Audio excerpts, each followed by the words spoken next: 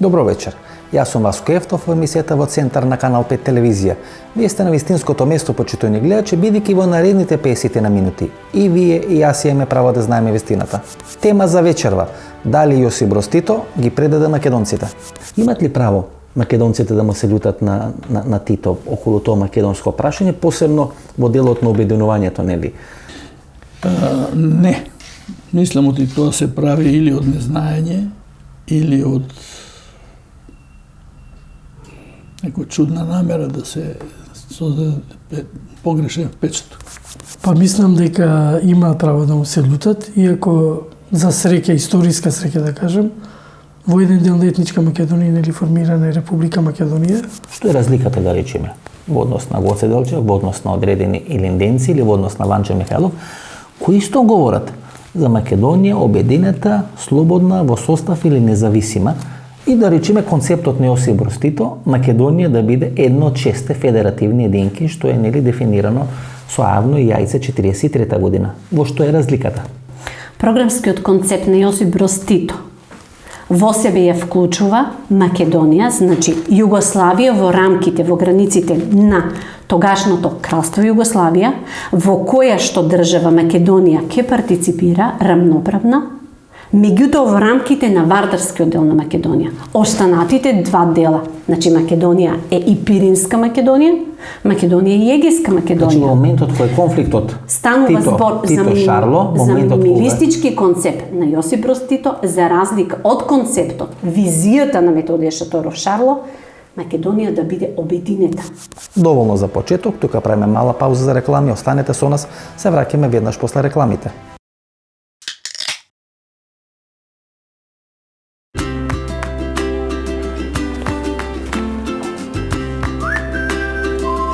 Повелете, комшија.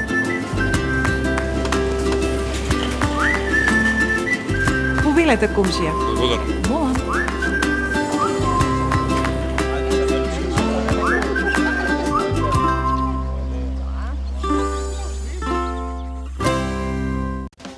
Биокрил Актив од Алкалоид е масло од антарктички крил, богато со омега-3 масни киселини во форма на фосфолипиди.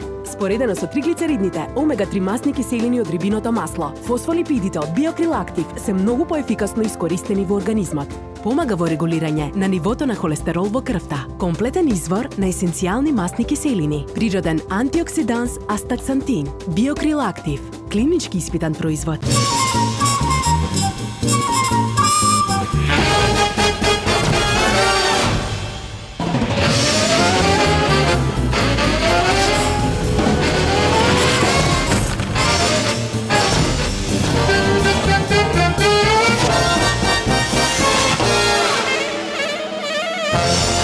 Блокмакс – ефикасен при различни типови болка.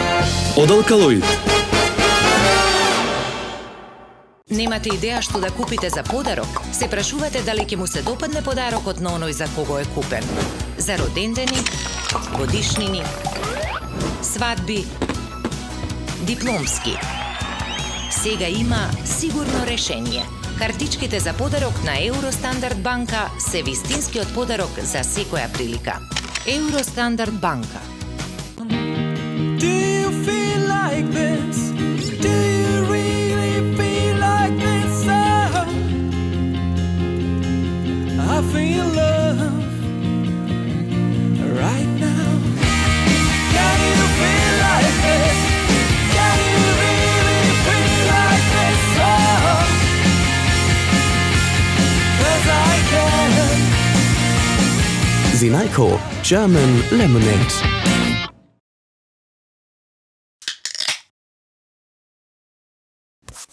Гледате низ какви лавиринти и проблеми мора да помине денес Македонија за да стане членка на НАТО. Пред 60 години Јосип Броз Тито напротив ги одби сите молења и притисоци на американците, тогаш на СФР Југославија, да стане членка на НАТО алијансата. Што е Балканскиот пакт? Помеѓу Југославија, Грција и Турција, формиран 53 година. Како вие од една сегашна временска дистанца би го дефинирале тој Балкански пакт како некое јужно крило на НАТО, како некој, ајде да речеме, де факто, иако да јуре не е тоа реализирано, де факто членство на поранешна СФРЈ во структурите на НАТО? Во сите фази на создавање на Балканскиот пакт. Првите иницијативи дојдоа негде 52 година. 53 година во август е заклучен пакт, договорот за политичка соработка на овие три земји. Војниот договор е заклучен 54 година, негде во септември или октомври, на Блед.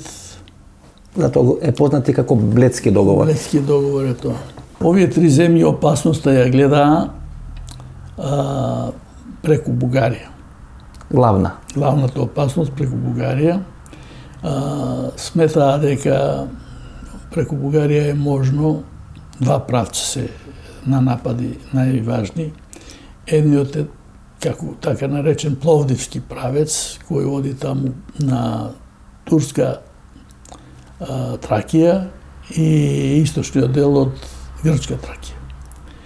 И другиот правец на напад, како тогаш беше оценето, бил Струмичкиот, кој фактички треба да неутрализира одбранбената моќ на Струмичкиот регион и му се отворени двата правца.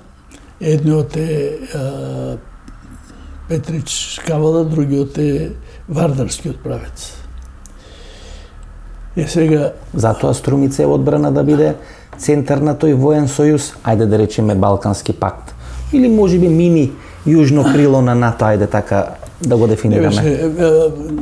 Балканскиот пакт не стана составен дел на НАТО, тоа Југославија не стана составен дел на НАТО, а двете членки на Балканскиот пакт, Грција и Турција, беа истовремено членки и на НАТО. Ако двете земји членки, Грција и Турција, биле членки на НАТО, значи 1 или 2 години пред да биде формиран тој Балкански пакт, ако Југославија нели ја има растурено калимирата, ги има растурено односите со Сталин и Советскиот сојуз и прават Балкански пакт, тоа на некој начин де факто може да се смета како учество, иако формално правно тоа не било верифицирано, меѓутоа како де фактичко едно учество на Југославија во тоа јужно крило на НАТО. Јас така би го дефинирал.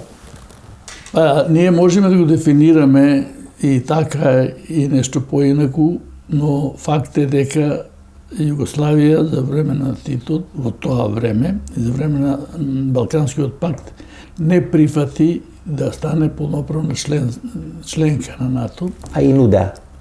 Како не? И нудеа, ја молеа и дури и притисок ги врши. Тито и југославенска дипломатија во тоа време се правдат, не прифаќат и се правдат дека прво тоа би бил голем предизвик за Русија, за Советскиот сојуз и може да бидат причина за евентуални непромислености, дури и светска војна да избие. Таква промена не е корисна за никого. Би било драматично менување на стратегиските позиции. Југославија не ги прифаќа притисоци и никогаш не станува формално правна членка на НАТО.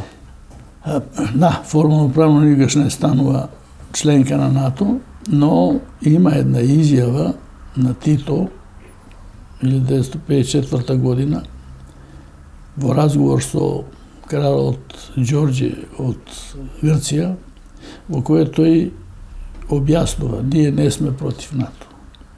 Ние мислиме дека ситуацијата е поднослива и можеме да ја контролираме и со ваква воена формула, што ќе имаме ние воен сојуз со двете земји, надвор од НАТО. Дури полесно, нема да предизвикуваме со тоа да се правда некој зашто ние тоа го правиме, па да не нападне.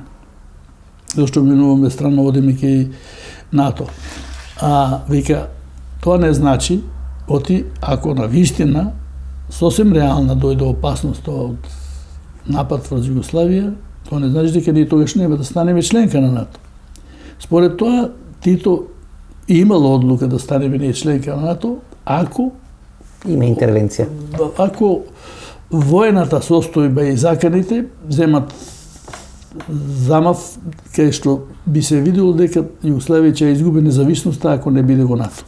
Кога беа изгубени тие шанси Македонија да биде обединета и дали сега вистинскиот момент да биде отворено тоа досие за Методи Шаторов Шарло или поранешниот комунистички лидер на Македонија тамо некаде на почетокот на Втората светска војна и дали тогаш е испуштена таа историска шанса Македонија да не биде само составен дел на Федеративна Југославија, туку да биде една обединета независна држава на Балканот.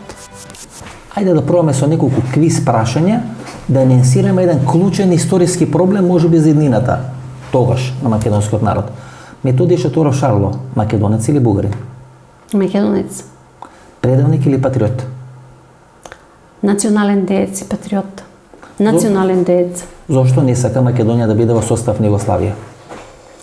Размислата не е дали да биде во состав на Југославија или да не биде во состав на Југославија. Значи, неговата визија за Македонија е Македонија независна, Македонија слободна, обединета и Македонија рамноправна во Балканска федерација, Унија, конфедерација или било што. Но не исклучиво или само во состав на Југославија. Минималистички концепт кај Методија Шаторов Шарло нема. Значи, тој Македонија децидно ја гледа обединета, како Македонија обединета, слободна, рамноправна со останатите балкански држави. Значи, во моментот кога станал конфликтот Тито-Шарло, всушност е концептот околу иднината на Македонија. Шарло ја гледа обединета или Шаторов, Тито ја гледа мала во составен дел на Југославија. Тогаш Тито се уште не знае дали ќе победи во Втората светска војна, дали ќе биде лидер, дали ќе биде лидер на идната Југославија. Така. Подоцна дури му се јават тие мегали идеи да биде голем балкански лидер, да прави и тој самиот балканска. Тој се позиционира 22 јуни 1941 година. Тој е пресвртниот момент во позиционирањето на Јосип Брос Тито. На поранешно тогаш се наоѓа под германска, бугарска, италијанска окупација. Јосип Брос Тито е единствениот лидер на комунистичка партија на Балканот, кој што успева за многу кратко време на 4 јули да биде сојузник на изненадениот Сталин. Во период од 51 до 58 година, американците вложија некаде 800 милиони тогашни американски долари во опремување на тогашна јена. Според денешни цени, тоа е некаде помеѓу 25 и 30 милиарди долари. Господин Димитриевич, дали де факто Титова Југославија со тој Балкански пакт со Грција и со Турција де факто беше станата членка на НАТО структурите тамо некаде почетокот на 50-те години? Па уклучивањем у програм војне помоći 14. novembra 1951. godine koji je potpisan ovde u Beogradu, Jugoslavija je de facto postala pridruženi član NATO-a zato što je kao i druge evropske države NATO kroz taj program primala velike količine vojne pomoći. U vremenu od 51. do 53. godine Jugoslavija je bila uključena i u vojno planiranje NATO saveza tako što je učestvovala u nekoliko konferencija koje su održavane ovde u Beogradu sa predstavnicima NATO zemalja na čelu sa Sjedinjenim državama, tako da može se reći da je u tom periodu Jugoslavija skoro jednom nogom bila u NATO-u. Според некои информации во тој период од 50-51 година па до 57 година која Југославија, како што велите, еднострано е прекинува таа соработка за примање на војна помош од американците, значи во тој период од некаде 6-7 години по проценките се смета дека некаде околу 700 милиони долари тогаш на Титова Југославија има добиено помош, воена помош од Соединетите американски држави. Тоа денес изгледа многу смешна сума, но кога, например, би се виделе вредностите кои тогаш можеле да се купат 700 милиони долари, според денешни цени тоа би чинило некаде 10-20, најмалку 10-20 милиарди долари. Што всушност во таа воена помош во тие 6 години доби Југославија, Титова Југославија од Америка? Jugoslovenska narodna armija uživala je, reklo bi se, dobrobiti programa vojne pomoći u periodu od 1951. do 1958. godine i procenjene vrednosti te vojne pomoći su dakle 796,5 miliona dolara. To su tadašnje vrednosti koje su dakle višestruko manje od onih što su sada i u 51. godini Jugoslavija pre programa vojne pomoći dobila takođe jednu veliku količinu naoružanja koja nije uračunata u ovo jer je bila pomoć iz britanskih i francuskih vojnih stokova.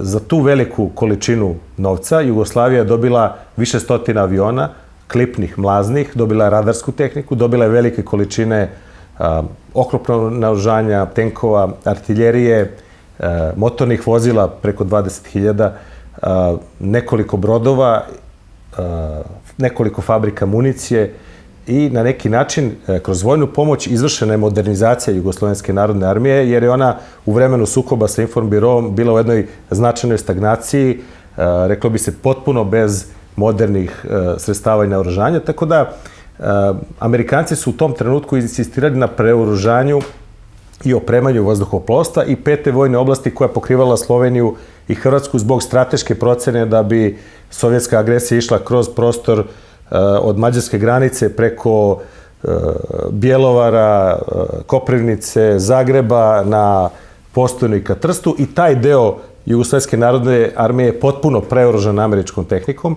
a ovi delovi u Bosni, Srbiji i Makedoniji su nešto kasnije dobili naoružanje, ali ono što je sasvim značajno reći da je tehnika koja je dobijena kroz vojnu pomoć značila jedan modernizacijski skok za Jugoslovensku narodnu armiju. Балканскиот пакт или Балканскиот сојуз требаше да биде таа прва брана на евентуално нова светска војна. Требаше да обезбеди спречување на тој руски налет да излези тамо на тие топли морења, на Солун, некаде на јужната страна и на Босфорот и Дарданелите, односно да биде освоен Истанбул. Центарот на целата таа стратегија беше македонскиот град Струмица. Како доаѓат на идеја Струмица да биде центар? Нели велите има два правци, едните тој Пловдивски коридор кој ајде да речеме Тракијски коридор. Тоа многу е разговарано. Прво, Турција сметаше дека она е изложена од можни напади во Тракија и со цел мореузите да се завземат. Значи Босфор и Дарданели. Да. Југословенската армија немаше обврска да таму учества. Југословенската армија имаше задаток преку затварање на Струмичкиот правец да оневозможи или да спречи или да доведе во прашање да со своји трупи да го затвори кај Петриш минувањето на големите бугарски сили таму, затоа што подолу се па планините, Родопите, нема кај да минат. Тука е едниот дел и тоа оде директно на Солун. Обалата. Значи директно со Кавала, Солун. Другиот е Вардарски правец. Вардарскиот правец е од Петриш преку Струмица се оди на кај Евгелија и се пробива право на Солун. Така да тоа е значи задачата на Југословенската армија, тие два правци да ги. Тие два правци сега, бидејќи тоа е централно централна задача во плановите кои ќе извршат задача која треба да извршат Југославија и Грција. Одбрана е Струмица како најизгодно командно место на југословенската војска ако дојде до такво нешто. Подготовки да се вршат таму, таму да се плановите, командувањето да биде таму, за тоа што двата правца ги зачепува токму Струмичкиот фактор, да кажем како они викат. Значи Струмица би му дошла како Брисел или како Авијано денес? Не, би некако Брисел. Струмица таму би имал наблюдувачи турци, меѓутоа командата би била југословенска и грчка. Значи југословенска и грчка команда би била. Така да, тоа би било се додека тоа би, ако биде локална војна. Ако биде војна Балканскиот сојуз со сателитите на Советскиот сојуз. Ако тоа биде. Се предвидуваше ако во тоа учествуваат и советските трупи од Бугарија, од Румунија, од Маđarска и така натаму. И Албанија. Да, и Албанија. Сега, за Албанија има една друга. Во таков случај се сметаше дека постои опасност од светска војна. Значи, до да тоа влезе ниво. цел НАТО. Значи, до тоа ниво. Да. Беше всушност тензично. Ако влезе и советски трупи, ако влезат, тоа значи истото тука би пробивале они во Тракија. Тогаш би интервенирале силите на НАТО надвор од овие две земји кои се во Балканскиот сојуз. Членство во НАТО. Членство во НАТО, али и во Балканскиот сојуз. Сега за Албанија. Албанија во тој период се уште во блиски односи со Советскиот сојуз. Она е сателит на Советскиот сојуз тогаш и имаме многу тешка граница со нив тогаш. Многу инциденти има и закани. Меѓутоа не заради тоа, туку со сосема други работи. Тука и Грција и Југославија не се знае кој повеќе иницијатива имале, али изгледа грците повеќе сметале дека кога ќе биде веќе сосема известно дека ќе биде нападнати земите на Балканскиот пакт, тогаш превентивно југословенските и грчките трупи да окупират Албанија. И се планирале во случај на војна да ја делат Тоа е Албанија да ја окупират. Веројатно по онаа линија на реката Шкумби, што таму го предлагале грците да се дели, да делат Албанија. Зошто кога е направен тој Балкански воен сојуз со Турција и со Грција, Тито не искористува таа можност да биде конечно и една за секогаш решеното македонско прашање во тие релации Скопје, Белград со Атина? Дали македонците од Егејска Македонија или ајде да речеме егејците имаат право да му се љутат на Јосип Броз Тито? Па мислам дека имаат право да му се љутат, иако за среќа, историска среќа да кажем, во еден дел на етничка Македонија нели формирана Република Македонија. Зошто би му се љутеле, господине Джиков? Ако Југославија во тоа време, зборам 48-49, нели граѓанската војна, ги отвореше границите, како што веле нашите родители, тогаш ние немаше породители, нели, да се најдат во источните земји, туку ќе се најдеа во Југославија. Да, беа затворени граници. Да, идеолошки беа затворени, нели? Значи преку Албанија. Преку Албанија. Значи ако Албанија не ги отвореше границите, ќе беше покол. Значи ќе беше еден ајде тотален. И уште еден детај се извинувам вака што се надополнам и со вашето прашање и со вашата размисла. Тогаш татко ми кажуваше, беше тешко ранет, за прв пат на боиштата во Виче и во Грамос се употребија напал бомби од американците и од англичаните. Значи имаше стратегија да биде запечатена таа македонска. Точно така. Таа македонска. Вие пак го кажувате тоа учтиво, нели запечатена, туку едноставно да се уништи македонската нација на свој начин. Интересно, например, господин Джиков, например, таа граница која не сакаше да ја отвори. Југославија и Тито. Правецот, ајде Лерин, Битола или не знам, Костур, Преспа, Битола, односно овде некој, да речеме, Амаресенскиот дел. Преспанскиот дел, да. Преспанскиот дел. Подоцна, значи, кога се враќат еден добар дел на егејците од источните земји, посебно тamo некаде крајот на 60-тите, почетокот на 70-тите. И 60-тите и 70-тите, точно. Во еден голем дел ги населува токму на таа, ајде да речеме, западна граница помеѓу Македонија и помеѓу Албанија. Точно, да. Условно речено да ја штитат македонштината, односно да не дозволат албанизација на тој дел на Македонија. Мислам само еден податок ќе кажам, се надам нема да го сгрешам, како гимназијалец покрај ова што го доживувавме лично. Илјадници македонци и ова да речем стратешко населување на македонците од егејскиот дел, дали е Дебар, Тетово и така натака, Гости и Варсе, таа западна линија. Интересен роман ми остана впечаток од Иван Чаповски, се сеќам, Магла. Приказните ги раскажуваше во Дебар што се случува со македонците од егејскиот дел, нели во таа средина. Чудна работа, почитувани гледачи, Коминтерната и тогашниот Советски сојуз го користеа македонското прашање да предизвикат регионални конфликти како би можеле да ја реализираат својата стратегија не само на Балканскиот полуостров, на истиот начин кој што денес американците го користат косовското прашање да ја реализираат својата стратегија во југоисточна Европа. Значи, нивниот конфликт е после 1 септември 1939 година.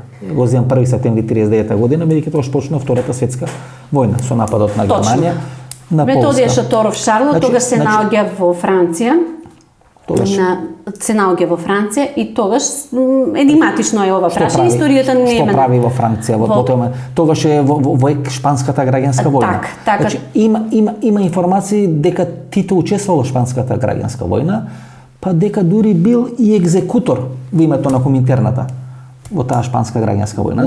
Историјата не дала конечни податоци и докази за ова, така да не можеме да шпекулираме. Можеме да кажеме дека во тоа време точно дека се сретнуваат. Нивното познанство помеѓу Методија Шаторов Шарло и Јосип Броз Тито датира од подамна. Значи тие не се сретнуваат прв пат во Југославија и Методија Шаторошарл кога доаѓа во Македонија. А не се срекат ни во Париз 39 година. Постои податок и тоа е релевантен податок, бидејќи стои во кај Карло Штајнер дека на една тајна, супер тајна конференција на кој што се повикани и Јосип Броз Тито, на истата присуствува и Методија Шаторошарл и Карло Штајнер, тоа е некаде 1936 година. Зашто се разговара на таа супер тајна?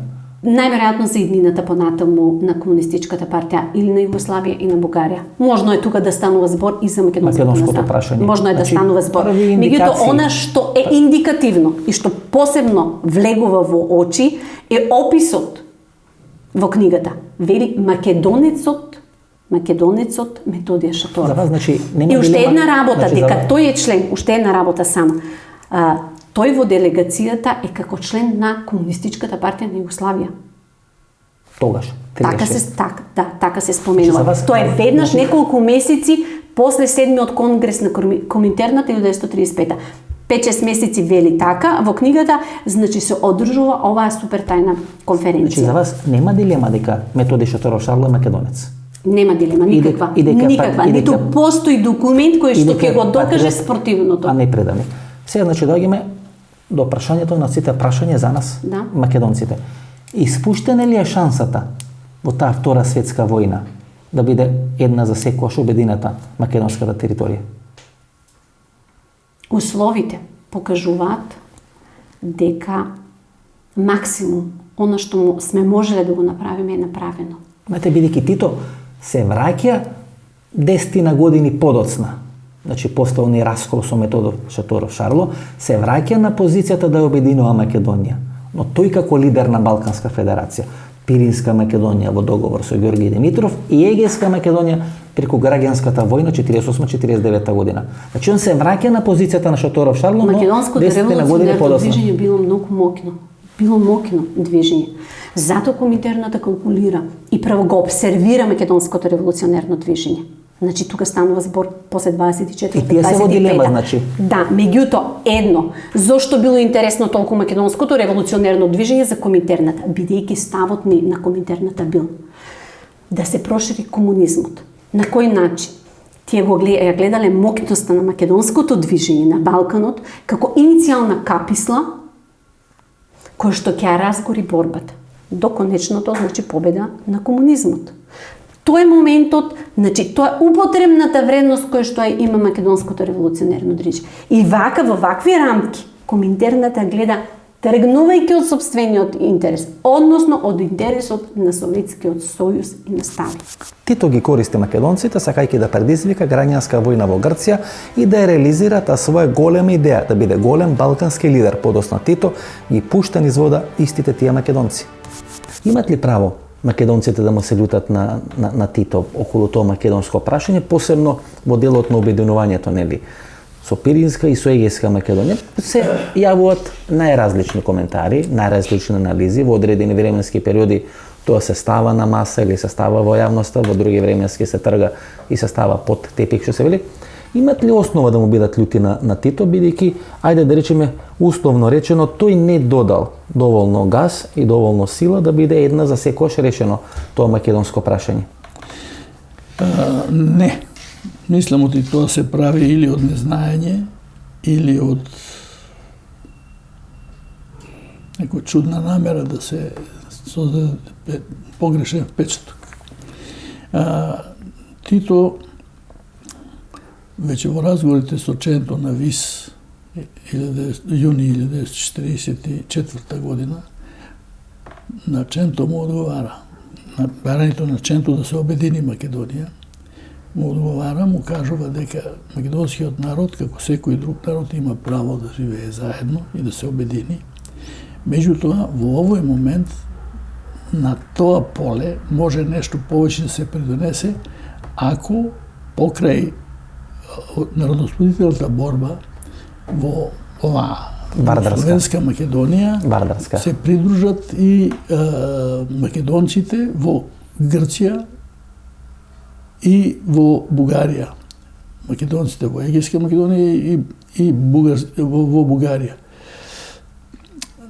Во нашата историографија се настојува да се каже дека во трите дела е имало антифашистска војна и дека тие македонците таму се бореле за Обединените Македонија, што не е точно. Таму е имало, меѓутоа е во Грција, например, сите беа во Елас, единиците на Елас, македонци и грци. И Елас имаше декларирано дека се бори за ослободување на Грција од германскиот окупатор, ама напамет на никој не му паѓаше да дава една педа земја од грчката граница наваму. На Југославија. На Југославија. Така да се обединува со Македонија. Тоа апсолутно не доаѓаше во обзир. Понекогаш историјата почитувани гледачи ги реди работите по некаков домино ефект. 1943 година се случува битката на Неретва или таа битка за ранетите, една од најголемите партизански епопеи во текот на Втората светска војна. Меѓутоа во текот на таа битка за Неретва се случуваат тие така наречени мартовски преговори, кога тројца од 5 или 6 најблиски Титови соработници од на тајни преговори со германците. Тоа е Коча Поповиќ, тоа е Владимир Велебит и тоа е Милован Джилас. Коча Поповиќ се враќа во врховниот штаб, меѓутоа Велебит и Джилас продолжуваат на тие тајни разговори, остануваат 3 недели во Загреб. Предмет на разговорите ослободувањето на тогашната Титова сопруга Херта Хас, која е мајка на Титовиот син Миша Брос. Коминтерната и Сталин никогаш на Тито не му ги простува тие мартовски преговори. И според мене генезата и срцевината на спорот помеѓу Тито и Сталин, кој ескалира 48 година со информбирото, се всушност тие мартовски преговори. А врз база на тој конфликт на Тито и Сталин 48 година, низ вода е пуштено македонското прашање, односно низ вода се пуштени македонците во Егејска Македонија и во Пиринска Македонија. Подоцна, значи после Втората светска војна, Херта Хас се премажува, нејзинов втор сопруг е министер во сојузната влада на Јосип Брос Тито и по потекло е македонец, или што би рекле, гледате како животот пишува романи. Господин Јаковина, денес се отвараат сите тие контраверзи на Втората светска војна. Едно од тие прашања кои се доста контраверзни, кои се уште нема доволно светлина фрлено на нив, се тие мартовски преговори, кои 1943 година во текот на таа битка за Неретва ги води Владимир Велебит и Милован Джилас со командата на германските сили тука во седиштето на Загреб. Mi o martovskim pregovorima zapravo i dalje uglavnom znamo ono što je napisano još u Titovo vrijeme, odnosno u vrijeme Titove Jugoslavije, i nešto po zapisima koje je kasnije dao preživjeli akter nekoliko knjiga. Velebit. Vlatko Velebit. Добро, дали за вас како експерт за тој период е контроверзно двајца од неколкуте најблиски соработници на Јосип Брос Тито во текот на таа операција за Неретва, која ние сметаме како една од најсилните операции на германските сили против Титовите партизани, како што велевме нели цело време една од најбрилјантните победи тактички и стратегиски на Јосип Брос Тито во Втората светска војна. Дали е нормално за вас, дали не е контраверзно два од неколкуте најблиски соработници Велебит и Джилас да доаѓаат во Загреб тајно да се среќаваат со германските официри, со германската власт во тогашна Хрватска, да разговарат и можеби да има некој договор прекутен помеѓу Тито и германците, ако Велебит вели дека нема таков договор, дека германците го отврлиле тој договор. Pa gledajte, sasvim sigurno je da su Njemci željeli na koncu poraziti partizansku silu. Međutim, s obzirom da su se ipak neke neobjašnjive stvari dogodile za vrijeme bitke na Neretvi, onda one otvaraju dvojbu ili mogu otvoriti te kontroverze. Ja ću ih kratko nabrojati, ali zapravo mislim da bi bilo potrebno staviti širi kontekst. Da li mene čude neki od pregovora koji se vode? Pa zapravo i ne. Bilo bi neobično da nije bilo kontakata. Ako gledate kako su i američki špijuni bili tijekom Drugog svjetskog rata u kontaktu sa njemačkim visokim oficirima u Švicarskoj, što je snimljeno gdje se zajedno smiju, pa i kontakti koji su postojali u Švedskoj između sovjetske strane i njemačke strane, onda ne bi bilo neobično da je postojala određena suradnja između jugoslavenske partizanske strane i onih protiv kojih su se borili, pogotovo u trenutku kad je trebalo raditi na razmjeni zarobljenika i tako dalje. To znači, gospodine Јаковина, дека всушност за таа завеса, главната битка, во битката за Неретва е помеѓу партизаните и четниците, кој на кого ќе му ја скрши кичмата и кој ќе биде победникот na Втората светска војна после одењето на германците на просторот на поранешна Југославија. Tako je. Tu se pojavljuje, Njemci su zapravo u takvom srazu partizana i četnika mogli profitirati u bilo kojoj varijanti. Ako partizani pobjede četnike, što se dogodilo, onda imamo zadaću i obvezu još skršiti partizanski pokret, što su i pokušali na Sutjesci, koja slijedi. I tu je Titovo nezadovoljstvo, navodno, jer to su također ne do kraja istražene stvari, pitanje da li ćemo ikada doći do tih podataka, da je Tito bio nezadovoljan jer su Njemci odustali od dogovora. Međutim, jer je nakon jedne ofenzive išla druga ofenziva. U prvoj ofenzivi partizani su potpuno porazili četnički pokret koji prestaje biti faktor kakav je bio barem do toga trenutka. Što znači, gospodine Jakovine, дека некаде март, април 43 година, поразувајќи ги четниците, Tito всушност се зема власта во едната Југославија во своји раце. Tako je. A to je konačno bio cilj. I to ne cilj koji je potpuno neobjašnjen. Дали Јосип Broz Tito се плашил од методи Шаторов Шарло, кој во рамките на Коминтерната многу повисоко фигурирал од самиот Јосип Broz Tito. Бил помалце бугари? Не. Бил. Не. На ниту едно место не. Дефинитивно. Значи, дефинитивно тој е македонец, барем така се декларира.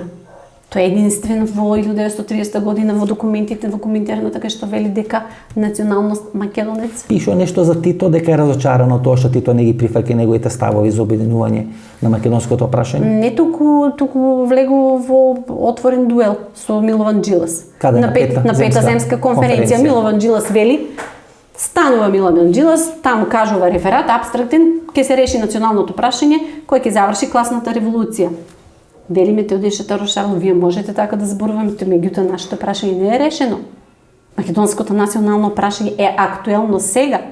Аграрното, тоа са двете проблемати. Значи тој бил првенствено националист, а подоцна комунист. Точно така. Се плаши ли Тито од Шаторов?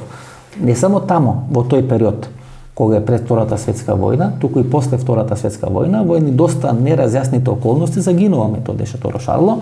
Многу ми навела дека Тито пратил дел од тие свој, во наводници, удбашки структури да го елиминират или да го екзекутират во Постои Бугарија. Тоа е една од можните верзии за убиството, меѓутоа Јосип Broz Tito е мокен века, неговата позиција е и текако загарантирана и таа е стабилна позиција. Како ќе поминевме ако наместо на Стрем тргнавме на Солун, кај што беа стационирани најсилните британски дивизии на Винстон Черчил.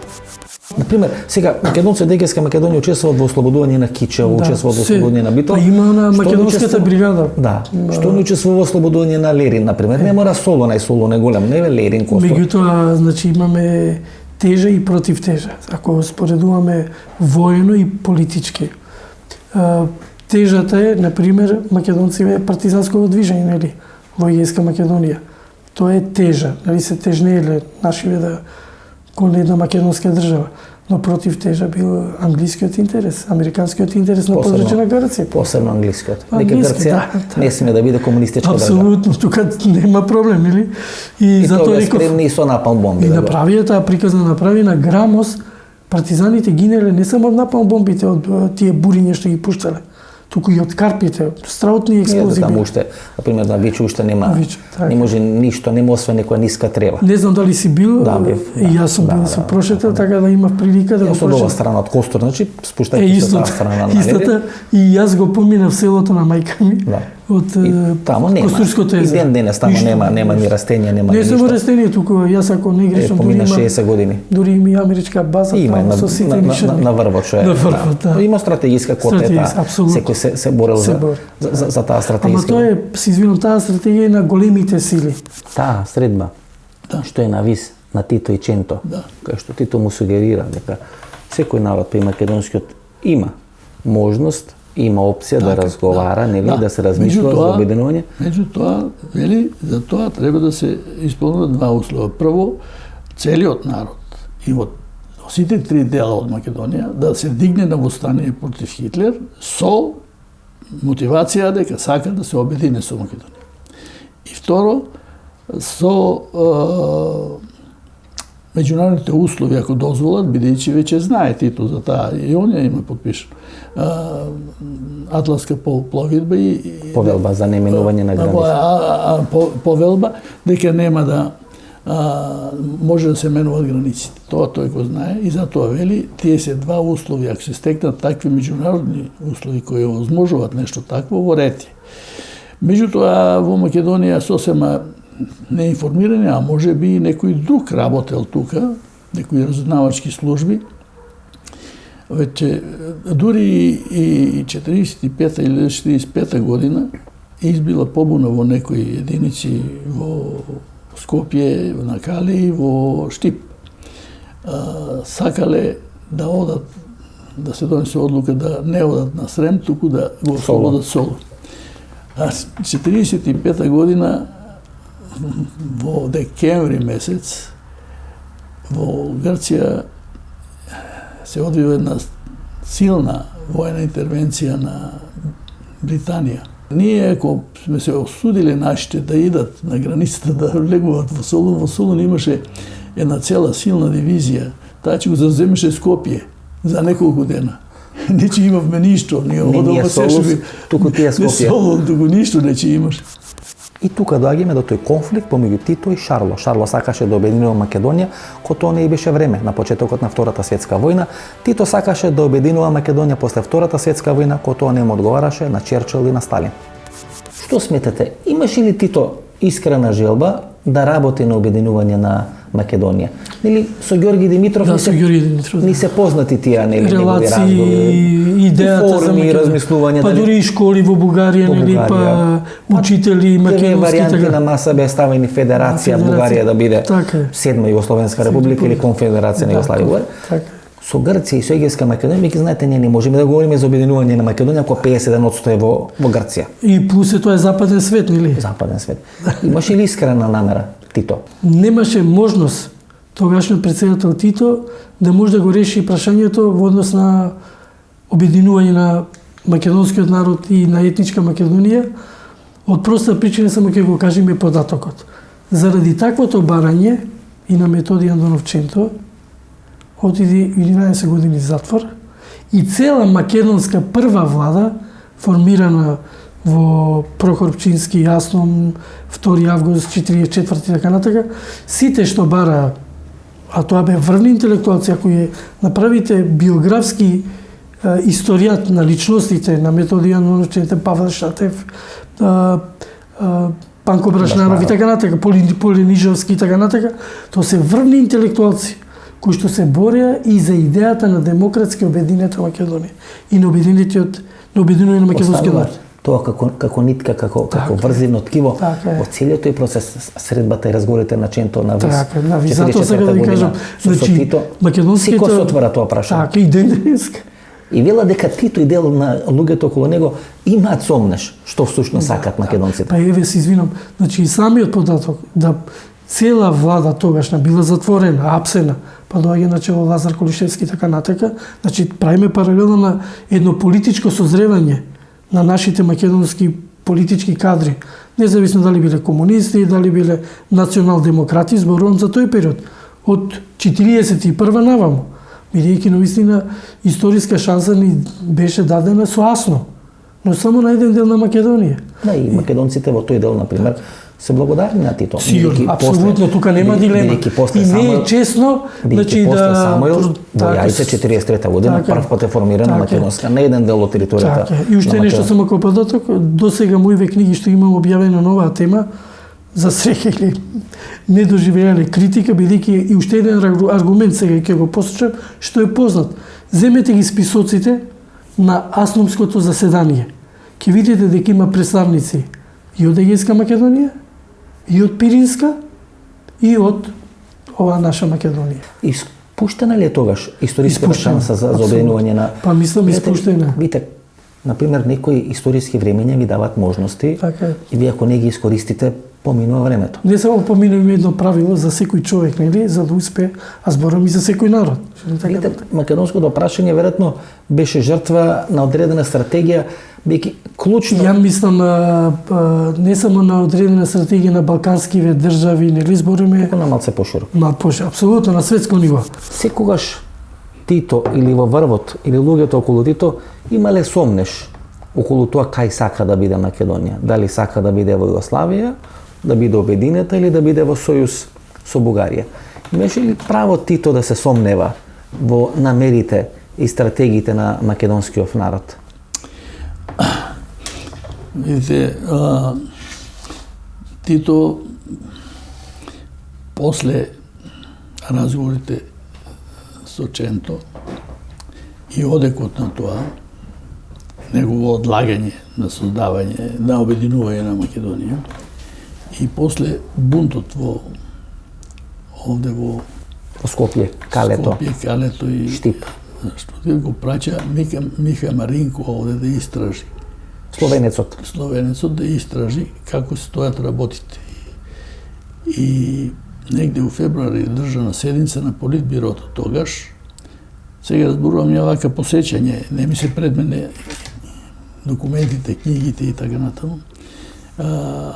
Тогаш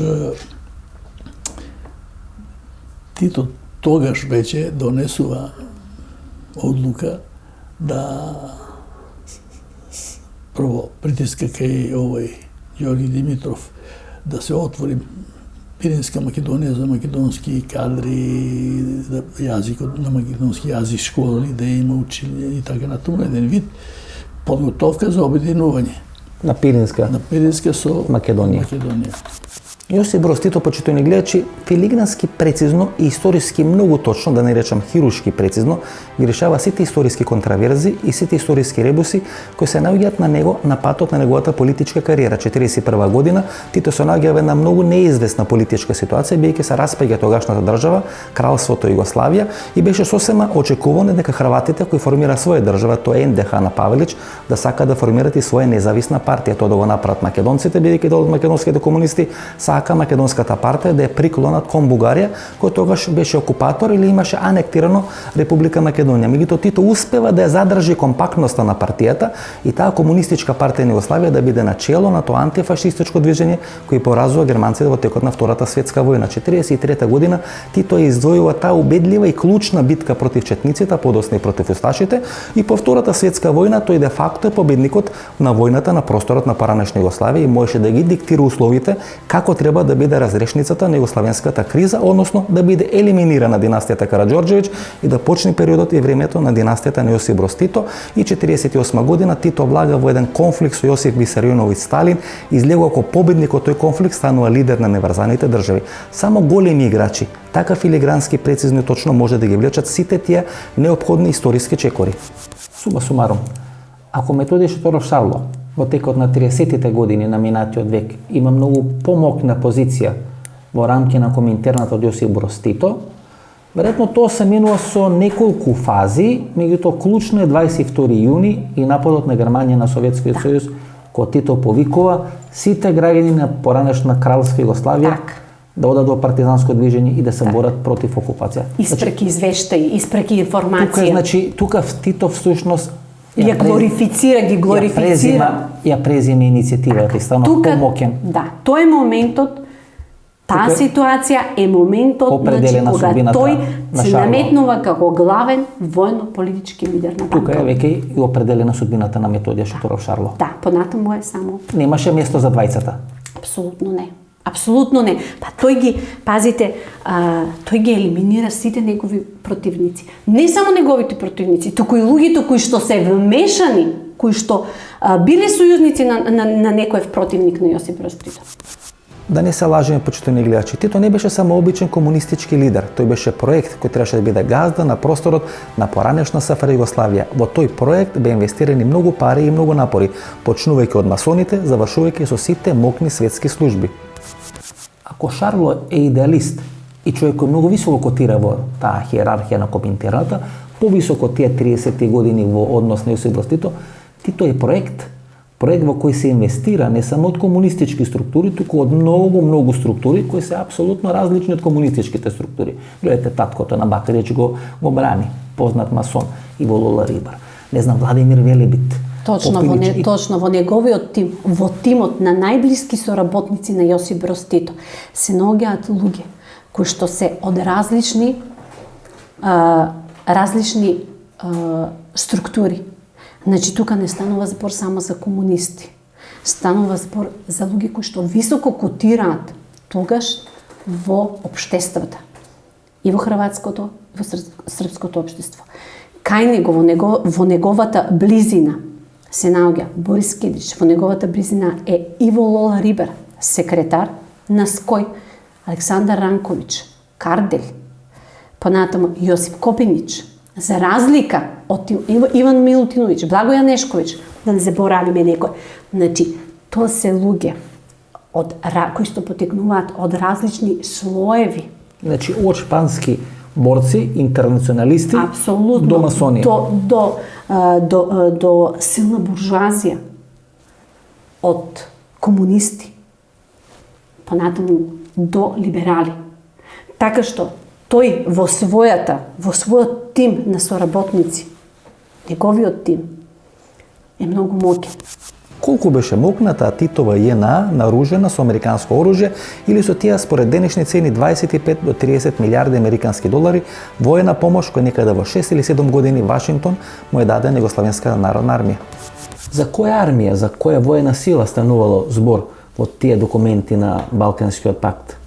За каква сила воена, да речеме, може да стане збор, ако седиштето е во Струбица, ако секоја знаеме дека, ајде да речеме, ова Скопска армијска област биле најголемите генерали кои подоцна излегува во тој процес на распадот на СФР Југославија, тоа значи дека овој дел, Струмица, подоцна и гарнизонот во Штип, биле клучни за тоа спречување. Нели секоја се сметаше дека Бугарија може со интервенција, односно русите преку Бугарија да ја пресечат Југославија по таа линија и да излезат, ајде не знам, тамо на албанскиот брег.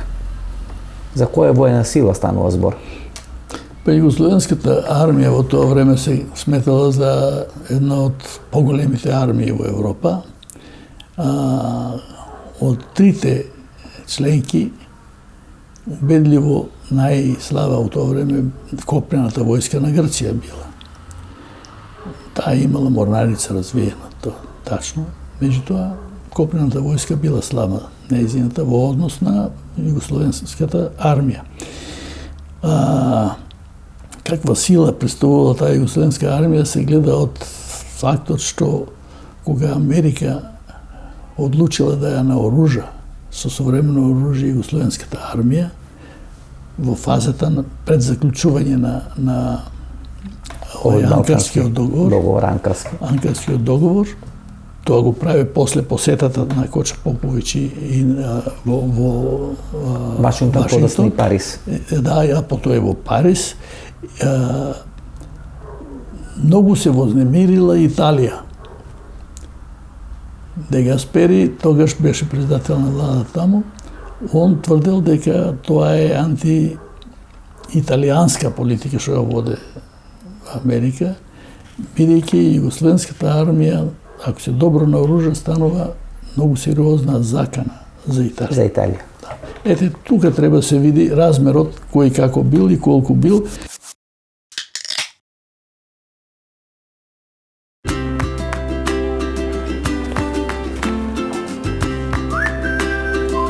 Повелете, комшија.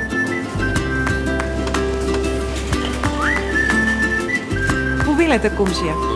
Молам.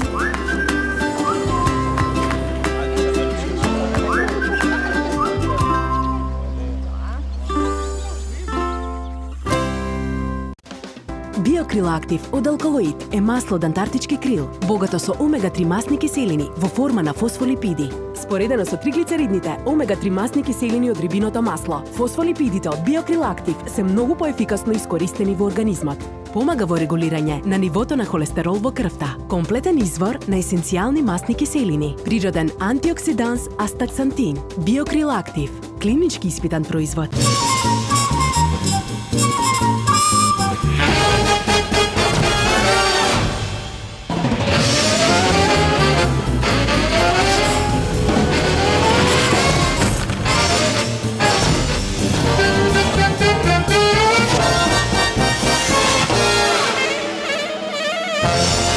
Блокмакс – ефикасен при различни типови болка.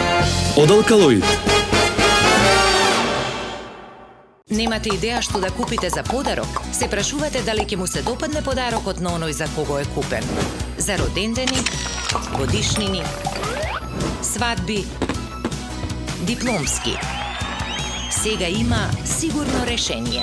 Картичките за подарок на Евростандард банка се вистинскиот подарок за секоја прилика. Евростандард банка. Do you feel like this? Do you really feel like this? I feel love right now. Can you feel like this? Can you really feel like this? 'Cause Zinajko, German Lemonade.